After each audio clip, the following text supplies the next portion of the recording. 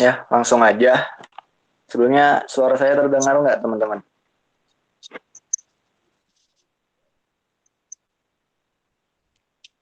Terdengar, Agun. Ya, oke. Ya, bismillahirrahmanirrahim. Assalamualaikum warahmatullahi wabarakatuh. Alhamdulillah. Amin. Raditu billahi robba, wabil islamu dina, wabil muhammadin nabi wa rasulah. Amma ba'du. Puji syukur kepada Allah Subhanahu wa taala yang telah melimpahkan segala karunia nikmatnya kepada kita semua sehingga kita semua masih bisa berkumpul dalam rangka belajar bersama-sama tentang mata kuliah hasil evaluasi pembelajaran. Semoga semuanya dalam keadaan baik menjalankan aktivitasnya. Amin amin ya rabbal alamin. Langsung saja di sini untuk pertemuan kali ini kita akan membahas tentang materi standar penilaian dalam perspektif standar nasional pendidikan. Di mana di sini sebelumnya saya akan memperkenalkan terlebih dahulu tentang rekan saya. Di sini ada Ines Novia Cahyarani, ada Kalis Lara Subakti, Cynthia Gracia, Rika Musdalilah, dan juga saya sendiri Agun Gunaidi. Untuk menghemat waktu teman-teman, oh ya di sini mata kuliah di sini itu diampu oleh Bapak kita, Mbak Ahmad Fauzi MPD. Oke, langsung aja untuk next.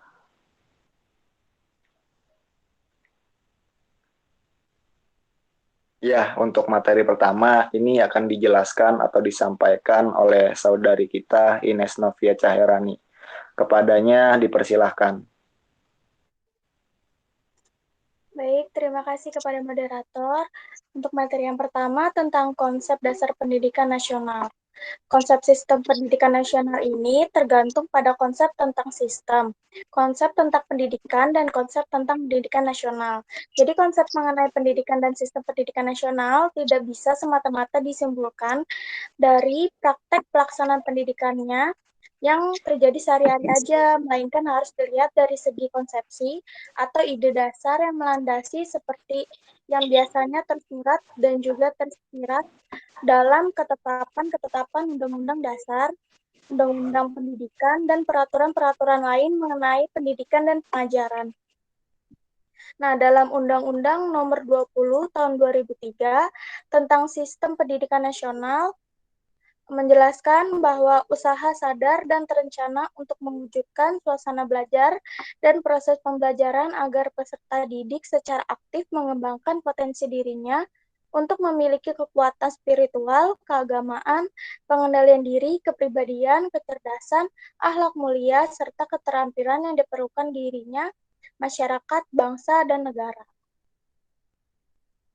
Nah, salah satu konsep pendidikan yang dikenalkan oleh salah satu tokoh yaitu Ki Hajar Dewantara adalah momong, among, dan ngemong yang kemudian dikembangkan menjadi 3 prinsip kepemimpinan di Taman Siswa, yaitu Ingarsa Sungtulada yang artinya di depan, atau maksudnya ini seseorang itu harus bisa memberi teladan atau contoh. Yang kedua ada Ingmadya Mangunkarsa yang artinya di tengah-tengah atau di antara seseorang bisa menciptakan prakarsa dan ide.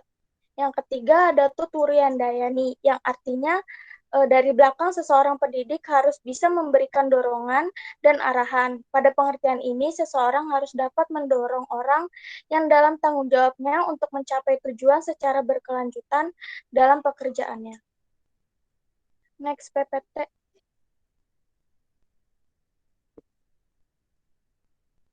Selanjutnya ada tujuan dan komponen pendidikan.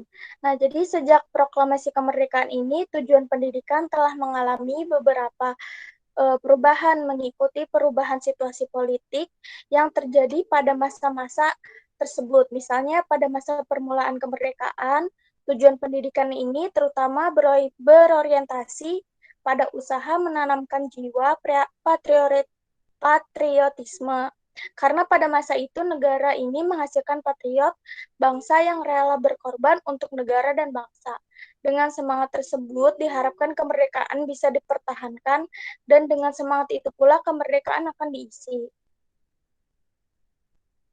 Selanjutnya, pada rumusan tujuan pendidikan nasional yang terbaru ini terdapat dalam Undang-Undang Nomor 20 Tahun 2003, Bab 2 Pasal 3 yang menegaskan bahwa pendidikan nasional ini bertujuan untuk berkembangnya potensi peserta didik agar menjadi manusia yang beriman, bertakwa kepada Tuhan Yang Maha Esa, berakhlak mulia, sehat, berilmu, cakap, kreatif, mandiri, dan menjadi warga negara yang demokratis serta bertanggung jawab.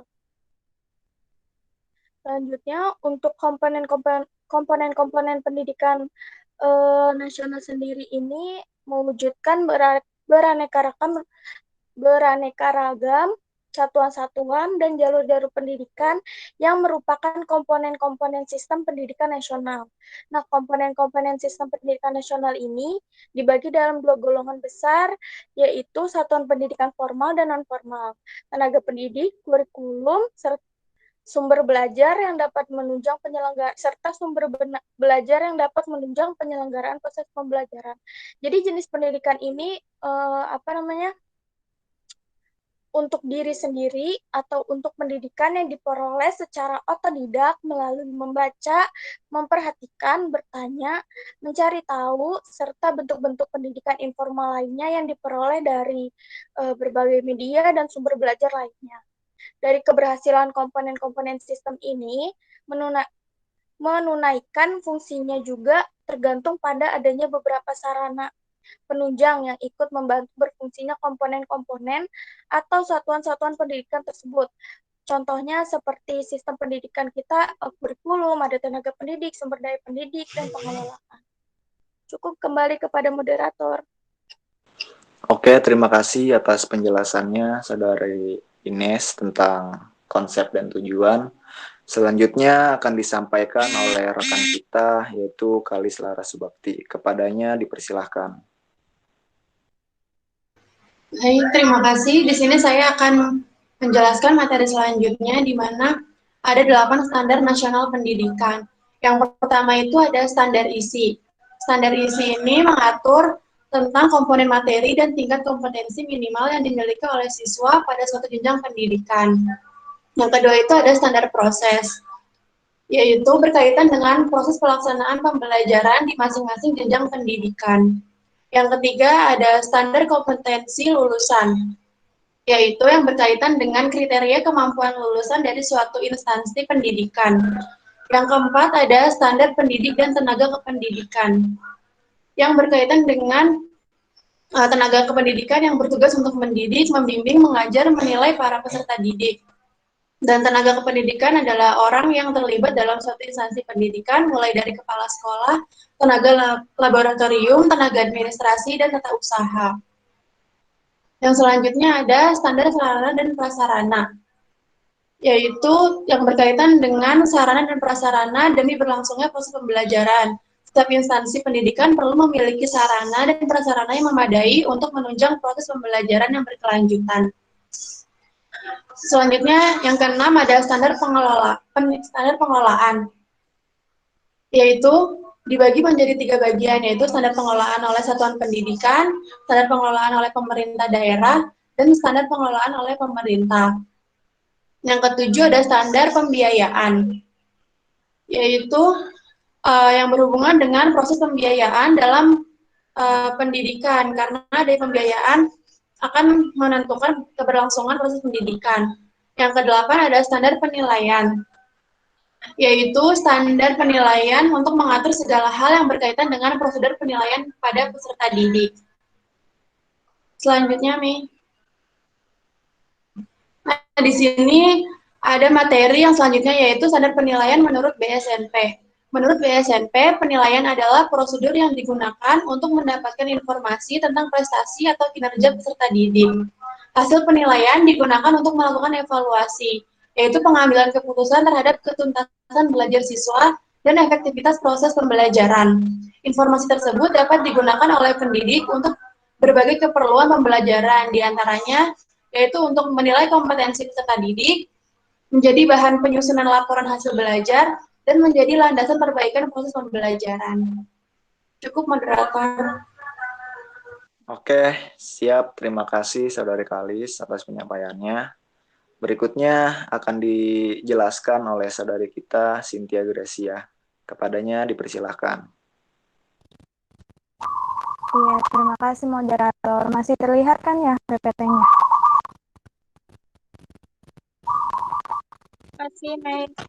Oke, selanjutnya ada standar penilaian oleh pendidik. Penilaian hasil belajar oleh pendidik dilakukan secara berkesinambungan untuk memantau proses, kemajuan, dan perbaikan hasil dalam bentuk ulangan harian, ulangan tengah semester, ulangan akhir semester, dan ulangan kenaikan kelas.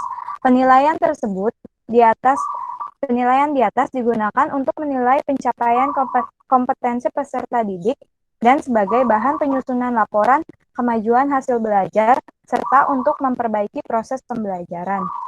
Dan selanjutnya ada teknik penilaian menurut BSNP.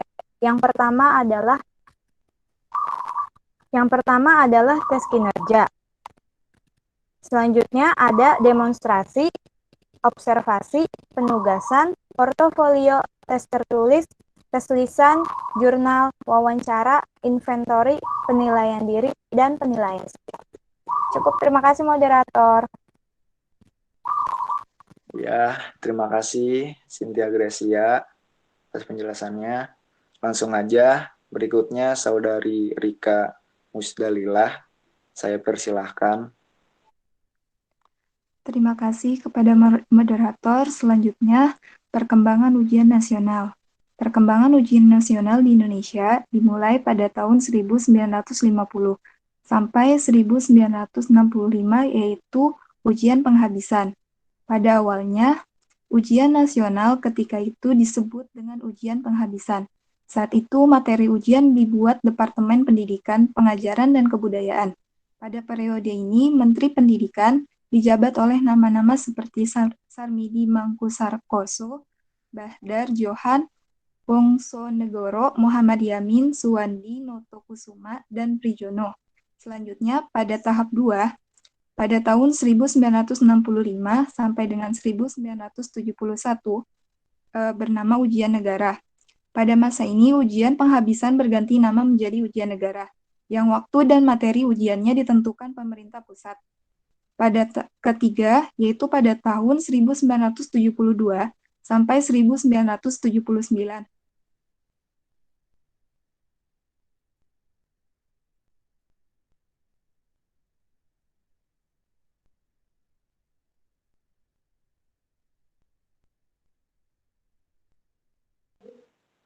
Ini Rikanya keluar ya? Sepertinya terkendala sinyal.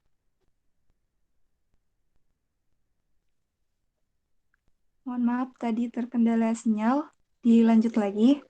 Pada tahap ketiga pada tahun 1972 sampai 1979 berganti menjadi ujian sekolah. Berubah dari ujian negara, pemerintah ketika itu menyelenggarakan ujian nasional di sekolah masing-masing dan berganti pada tahun 1980 sampai 2001 menjadi Eptanas. Pada periode ini, ujian nasional disebut dengan nama evaluasi belajar. Pada tahap akhir nasional Eptanas dan Epta evaluasi belajar tahap akhir. Selanjutnya pada tahun 2000 sampai 2004, ujian akhir nasional. Pada periode ini, ujian nasional disebut dengan ujian akhir nasional atau UAN. Menggantikan Eptanas saat periode ini, Menteri Pendidikan dijabat oleh Abdul Malik Fajar dan Bambang Sudibyo. Pada tahun 2005 sampai 2012, berganti nama menjadi ujian nasional. Untuk pertama kalinya, istilah ujian nasional diperkenalkan di bawah Menteri Pendidikan Muhammad Nuh. Ketika itu, ujian nasional disebut dengan ujian nasional, menggantikan ujian akhir nasional atau UAN, dan menjadi syarat kelulusan. Dan selanjutnya, pada tahun 2014 sampai 2019, ujian nasional berubah menjadi ujian nasional berbasis komputer. Pada tahun 2014, ada perubahan model UN, karena untuk pertama kalinya di bawah Menteri Pendidikan Anies Rashid Baswedan, ujian nasional berbasis komputer atau UNBK kali pertama dilakukan. Pada masa ujian nasional tidak lagi menjadi syarat kelulusan. Diterapkan saat itu bahwa lulus atau tidaknya seseorang peserta didik akan dinilai oleh sekolahnya. Dan terakhir pada tahun 2020 sampai dengan 2021, yaitu penghapusan UN dan kebijakan baru tentang instrumen asesmen nasional atau AKM, survei karakter, survei lingkungan belajar. Pada tahun 2020 dan 2021, ujian nasional mulai ditiadakan karena situasi pandemik, di mana hal ini diatur dalam Surat Edaran Menteri Pendidikan dan Kebudayaan Nomor 1 Tahun 2021 tentang peniadaan ujian nasional dan ujian kesetaraan, serta pelaksanaan ujian nasional dalam masa darurat penyebaran COVID-19. Adapun peserta didik dinyatakan lulus dari sekolah atau program pendidikan setelah menempuh beberapa persyaratan. Yang pertama, menyelesaikan program belajar di masa pandemi COVID yang dibuktikan dengan rapot tiap semester. Yang kedua, memperoleh nilai sikap atau perilaku minimal baik dan atau C. Yang ketiga, mengikuti ujian yang diselenggarakan oleh satuan pendidikan. AKM survei karakter atau survei lingkungan merupakan program penilaian terhadap mutu setiap sekolah, madrasah, dan program kesetaraan pada jenjang dasar menengah. Mutu satuan pendidikan dinilai berdasarkan hasil belajar murid yang mendasar, yaitu literasi, numerasi, dan karakter, serta kualitas proses belajar mengajar dan iklim satuan pendidikan yang mendukung pembelajaran. Informasi-informasi tersebut diperoleh dari 3 instrumen utama, yaitu asesmen kompetensi minimum atau AKM, yang kedua survei karakter, dan yang ketiga survei lingkungan belajar. Namun, Menteri Pendidikan dan Kebudayaan Makarim memutuskan untuk menunda pelaksanaan asesmen nasional atau AN pada tahun 2021. Asesmen nasional yang rencananya akan diselenggarakan mulai Maret 2021 diundur menjadi September sampai dengan Oktober 2021.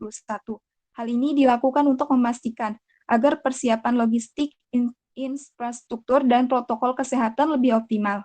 Selain itu, waktu yang tersisa masih bisa digunakan untuk mensosialisasikan dan berkoordinasi secara masif dengan pemerintah daerah mengenai pelaksanaan AN. Kemendikbud sudah memantapkan diri untuk menyelenggarakan AKM dengan mode asesmen berbasis komputer.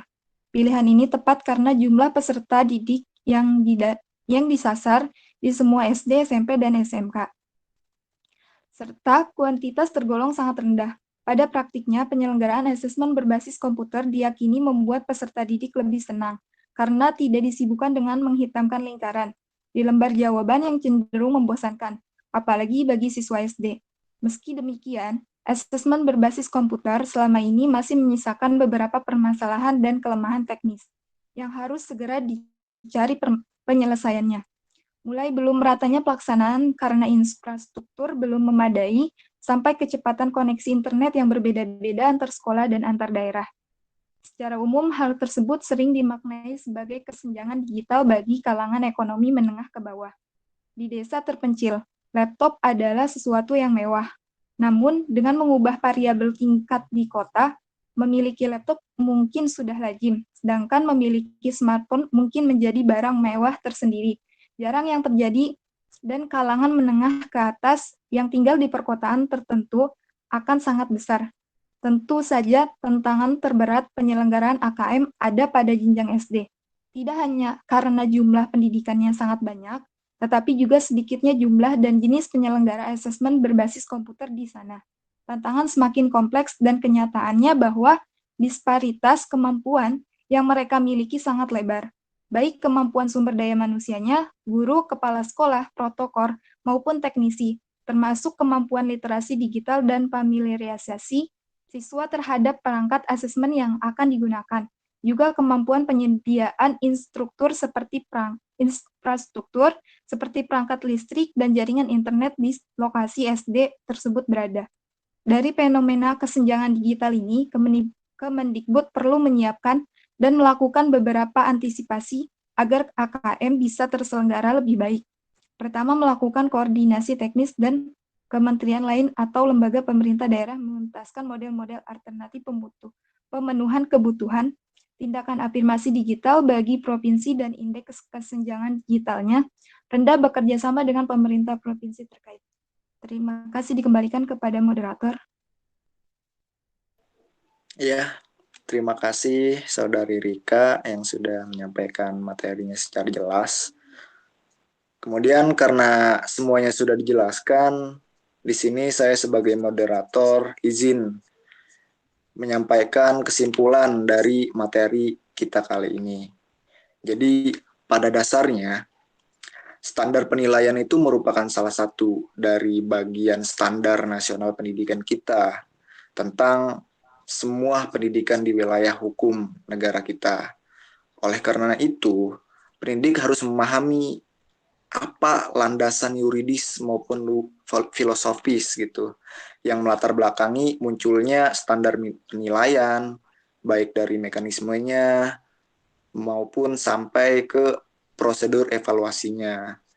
Nah, jadi termasuk dalam hal tersebut ini bagaimana pendidik harus mampu menetapkan juga gitu tentang indikator keberhasilan pembelajaran dan merancang pengalaman belajar bagi siswanya sendiri. Mungkin hanya itu yang bisa saya sampaikan juga. Terima kasih atas rekan-rekan saya yang sudah menyampaikan materinya secara jelas. Terima kasih juga teman-teman yang sudah menyimak hasil pembelajaran kita kali ini. Mungkin selanjutnya bagi teman-teman yang ingin bertanya atau diskusi dengan kita, bisa langsung nanti teman-teman disampaikan melalui kolom komentar. Oke, mungkin itu saja. Mohon maaf apabila masih banyak kekurangan. Terima kasih. Wallahu muwaffiq. Assalamualaikum warahmatullahi wabarakatuh.